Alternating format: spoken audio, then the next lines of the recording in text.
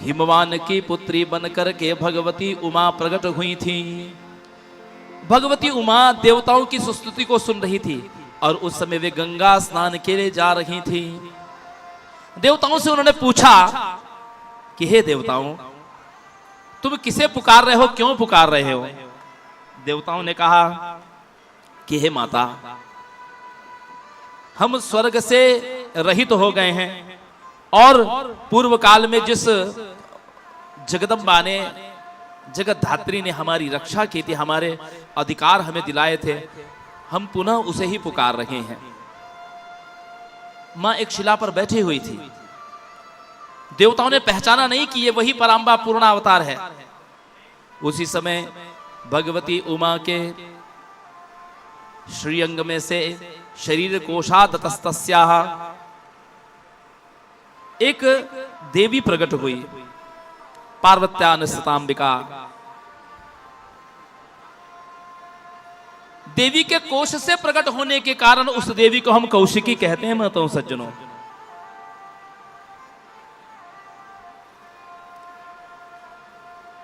और भगवती उमा का जो शरीर था वो कृष्ण वर्ण का हो गया, काले रंग का। दो रूपों में प्रकट हो गई कौशिकी। इन्हीं कौशिकी को हम महासरस्वती कहते हैं। माताओं सज्जनों, गौरी देह समुद्भवाम त्रिजगताम आधारभूताम महा पूर्वा मत्र सरस्वती मनु भजे शुंभादि दैत्यार्दिनी। इन्हीं को हम चंडिका भी कहते हैं और इन्हीं को हम अंबिका भी कहते हैं। भगवती का जो दूसरा शरीर है, कौशिकी देवी के विभक्त होने के बाद जो श्रीअंग था वो काली नाम से विख्यात हुआ। इन्हीं काली को हम चामुंडा कहते हैं।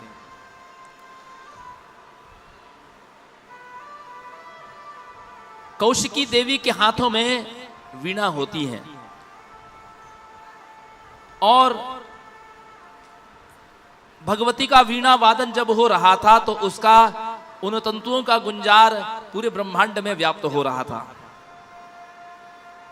शुंभ निशुंभ ने भी महिषासुर की तरह ही विशाल सेना एकत्रित की थी।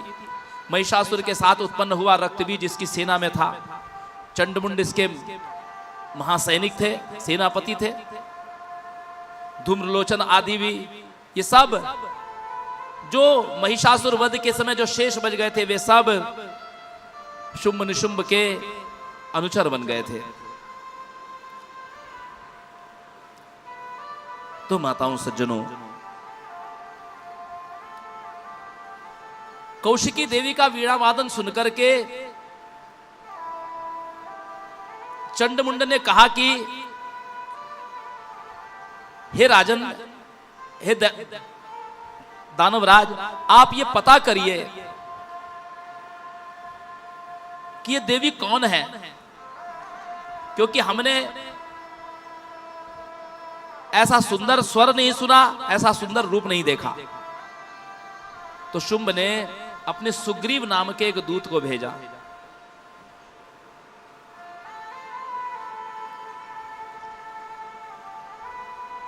सुग्रीव ने शुंभ निशुंभ की प्रशंसा की और कहा कि यदि तुम शुंभ निशुंभ दोनों भाई में से किसी को भी वर्ण कर लो तो तुम इस त्रिभुवन का भोग करोगे। देवी ने सुग्रीव की बात को सुनकर के कहा, सुनो, श्रूयताम अल्प बुद्धित्वा प्रतिज्ञाया कृता पुरा। मैंने बाल्यकाल से एक प्रतिज्ञा कर रखी है।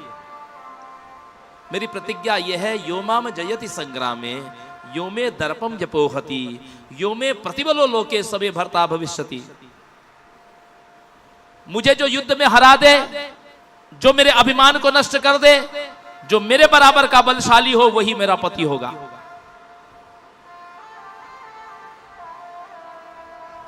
इधर शिवजी को भगवती ने अपना दूत बना करके भेजा। मां का एक नाम है शिवदूती। शिवदूती क्यों नाम है? क्योंकि मां ने अपना मैसेंजर, एक दूत बना करके शिवजी को भेजा है शुंभ निशुंभ के पास।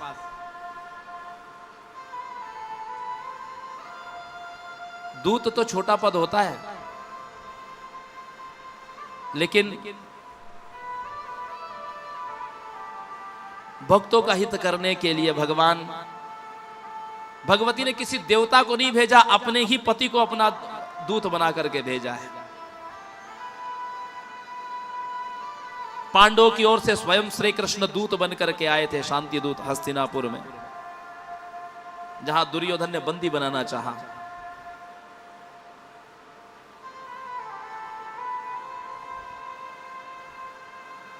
शिवजी दूत की भांति खड़े होकर के शुंभ निशुंभ से कहते हैं कि तुम पाताल की ओर लौट जाओ, ऐसा भगवती का आदेश है। शिवजी जब संदेश देकर के लौटे तो इधर शुंभ ने धूम्रलोचन को बुलाया। हे धूम्रलोचनासु तुम सुसैन्य परिवारिता ताम आनयम,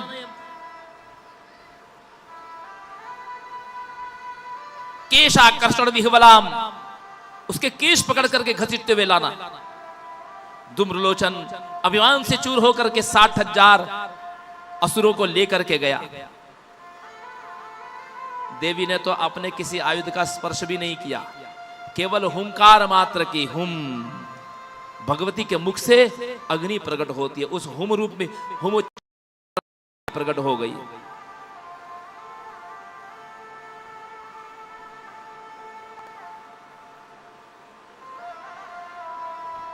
राम आकाश तत्व, रीम वायु तत्व, रूम अग्नि तत्व, अग्नि प्रकट हुई।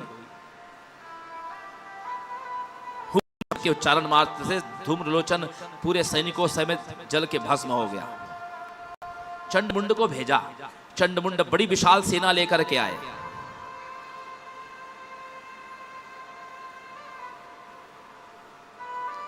भगवती ने काली को युद्ध के लिए भेजा।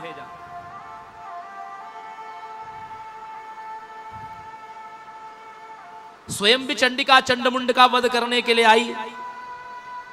काली ने कहा कि हे देवी आप मत करिए, मैं करूंगी इनका वध। तो भगवती कौशिकी ने कहा कि इन दोनों ने तुम्हारा क्या अपराध किया है? इन्होंने अपराध तो मेरा किया है, इसलिए मैं मारूंगी इन्हें। तो भगवती कालिका ने कहा कि नहीं, यज्ञ की हिंसा को हिंसा नहीं कहा जाता, मैं यज्ञ में इनकी बलि दूंगी। तो बोले यहां कहां यज्ञशाला है?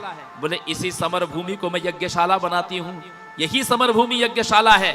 और एक बलि यूथ वहां पर टांग दिया और आप इष्ट देवी कालिका ने चंडिका की पूजा की, चंडमुंड का शीश उस बलि यूथ पर रखा और अपने खड़ग से काट दिया, भगवती को अर्पण किया चरणों में। बलि जब हम मां पशु की बलि देते हैं तो उसका मस्तक ले जाकर के मां के चरणों में चढ़ाया जाता है। तो चंडमुंड का मस्तक कालिका ने काट करके भगवती चंडिका को समर्पित किया। भगवती प्रसन्न हो गई बलि से, कहा कि आज से तुमने मुझे चंडमुंड की बलि दी है, संसार में हे काली के तुम्हारा चामुंडा नाम विख्यात होगा। बोलिए चामुंडा मैया की।